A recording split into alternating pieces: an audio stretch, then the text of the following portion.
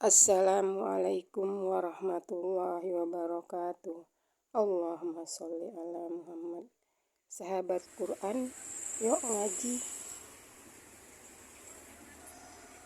Allahu Akbar, Allahu Akbar,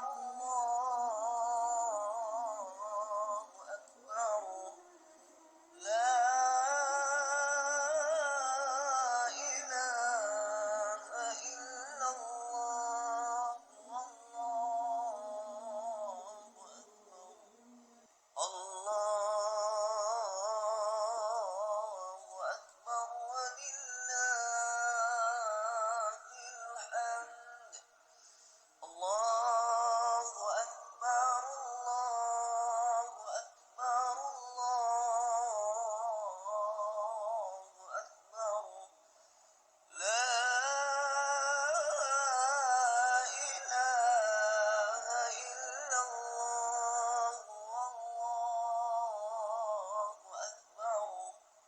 Allahu Akbar walillahil hamd.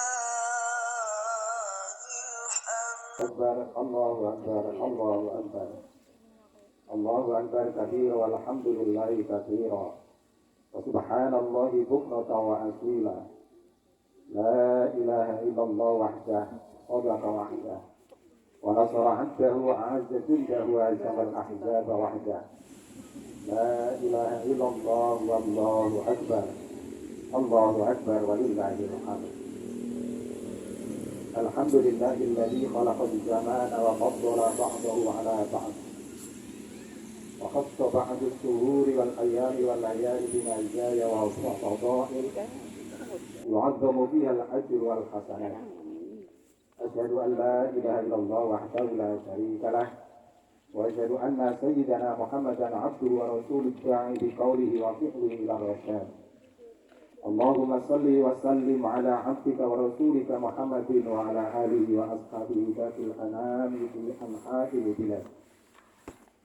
أما بعد فيا أيها الناس اتقوا الله تعالى بفعل الطاعة فقد قال الله تعالى في كتابه الكريم أعوذ بالله من الشيطان الرجيم بسم الله الرحمن الرحيم إنا أعطيناك الكوثر وصل لربك وانحر إن شانئك هو الأبتر.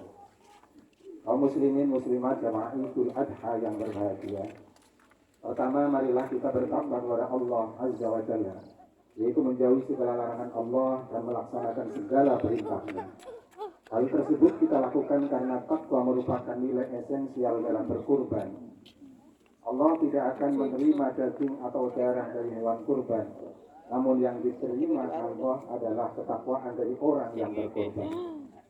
Hari Raya Kurban atau kita sebut Idul Adha yang kita peringati setiap tahun tidak bisa terlepas dari kisah Nabi Ibrahim alaihissalam sebagaimana terekam di dalam surat As-Saffat ayat 99 sampai 111. Meskipun praktek kurban sebenarnya sudah dilaksanakan putra Nabi Adam yakni Qabil dan Habil. Diceritakan bahwa korban yang diterima adalah korban Habil, bukannya Qabil. Itu pun bukan karena daging atau darah yang diterima oleh Allah, namun ketulusan hati dan ketakwaan dari si pemberi korban. Di dalam Al-Quran disebutkan Bismillahirrahmanirrahim La yanalallaha luhumuha wa la dima'uha walakin yanaluhu taqwa minkum. Yang artinya daging-daging unta dan darahnya itu sekali-kali tidak dapat mencapai keridhaan Allah, tetapi ketakwaan dari kamulah yang dapat mencapainya.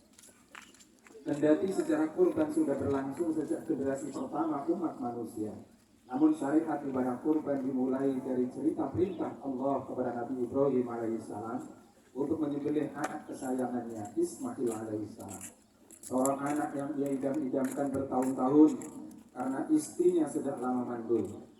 Dalam surat As-Saffat dijelaskan bahwa semula Nabi Ibrahim berdoa, Rabbi habli minas sholihin.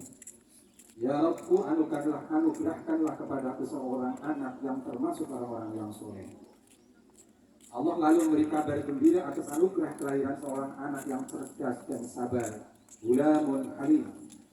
Hanya saja ketika anak itu menginjak dewasa, Nabi Ibrahim diuji dengan sebuah mimpi. Dia berkata, wahai anakku, dalam tidur aku bermimpi berupa wahyu dari Allah yang meminta aku untuk menyembelihmu. Bagaimana menurut pendapatmu? Anak yang soleh itu menjawab, wahai bapakku, laksanakanlah perintah Tuhanmu. Insya Allah kamu akan dapati aku termasuk orang yang sabar. Tatkala sang bapak dan anak pasrah pada ketentuan Allah, Ibrahim pun membawa anaknya ke suatu tumpukan pasir. Lalu Ibrahim membaringkan Ismail dengan posisi pelipis di atas tanah dan siap untuk disembelih. Jamaah Idul Adha hadakumullah, atas kehendak Allah drama penyembelihan anak manusia itu batal dilaksanakan. Allah berfirman di dalam ayat berikutnya, Bismillahirrahmanirrahim, Inna hadza lahul bala'ul mubin wa fadainahu bi dzikrin 'adzim wa tarakna 'alaihi fil akhirin salamun 'ala Ibrahim kadzalika najzil muhsinin innahu min 'ibadina. Sesungguhnya ini benar-benar suatu ujian yang berat, dan kami tebus anak itu dengan seekor sembelihan yang besar. Kami abadikan untuk Ibrahim itu ujian yang baik di kalangan orang-orang yang akan datang di kemudian hari, yaitu kesejahteraan dilimpahkan atas Ibrahim. Demikianlah kami memberi balasan kepada orang-orang yang berbuat baik. Sesungguhnya dia termasuk hamba-hamba kami yang berlindung. Hadirin jamaah salat Idul Adha hadakumullah.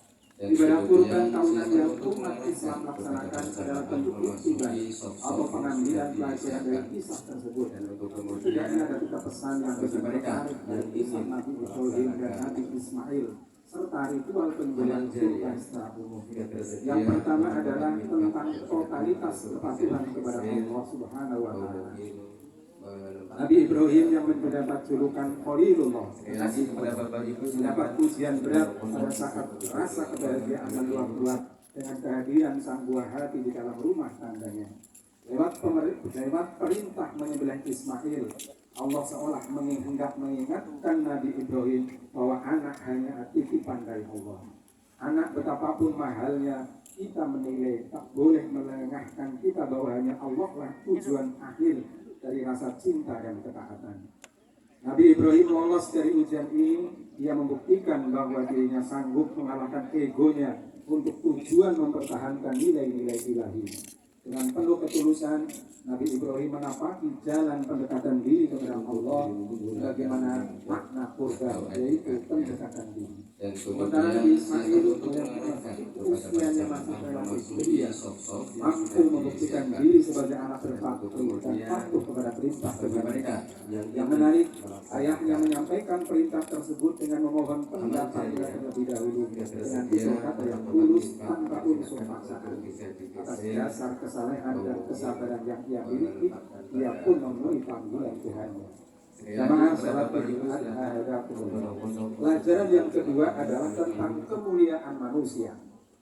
Dalam kisah itu, di satu sisi kita diingatkan untuk jangan menganggap mahal sesuatu, tidak itu untuk mempertahankan nilai-nilai ketuhanan. Namun di sisi lain, kita juga dihimbau untuk tidak meremehkan nyawa dan darah manusia. Penggantian Nabi Ismail dengan domba besar adalah pesan nyata bahwa pengorbanan dalam bentuk tubuh manusia sebagaimana yang berlangsung di dalam tradisi sejumlah kelompok pada zaman dahulu adalah hal yang diharamkan. Manusia dengan manusia lain sesungguhnya adalah saudara. Mereka dilahirkan dari satu bapak, yakni Nabi Adam alaihissalam. Seluruh manusia ibarat satu tubuh yang diciptakan Allah dalam kemuliaan. Karena itu membunuh atau menyakiti satu manusia ibarat membunuh manusia atau menyakiti manusia secara keseluruhan. Larangan mengorbankan manusia sebetulnya penegasan kembali tentang luhurnya kemanusiaan di mata Islam, dan karenanya mesti dijamin hak-haknya. Pelajaran yang ketiga yang bisa kita ambil adalah tentang hakikat pengorbanan. Sedekah daging hewan kurban hanyalah simbol dari makna korban yang sejatinya sangat luas, meliputi pengorbanan dalam wujud harta benda, tenaga, pikiran, waktu, dan lain sebagainya. Pengorbanan merupakan manifestasi dari kesadaran kita sebagai makhluk sosial. Bayangkan bila masing-masing manusia sekedar memenuhi ego dan kebutuhan sendiri tanpa peduli dengan kebutuhan orang lain, alangkah kacaunya kehidupan ini. Orang mesti mengorbankan sedikit waktunya, misalkan untuk mengantri dalam sebuah loket penjualan tiket, bersedia menghentikan sejenak kendaraannya saat lampu merah lalu lintas menyala, dan lain sebagainya. Sebab keserakahan hanya layak dimiliki para binatang. Disinilah perlunya kita menyembelih ego kebinatangan kita untuk menggapai kedekatan atau qurb kepada Allah Subhanahu wa taala. Karena esensi kurban adalah solidaritas sesama dan ketulusan murni untuk mengharap ridwan Allah Subhanahu wa taala.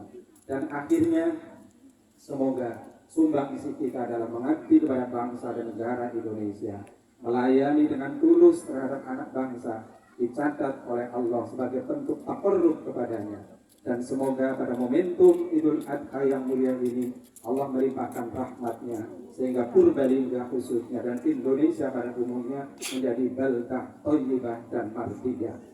Barakallahu li wa lakum fil Qur'anil azim wa nafa'ani wa iyyakum bima fihi min ayati wa dzikril hakim wa taqabbalallahu minna wa minkum tilawatahu innahu was-sami'ul alim wa qulu qawli hadza fastaghfirullahal azim innahu huwal ghafurur rahim.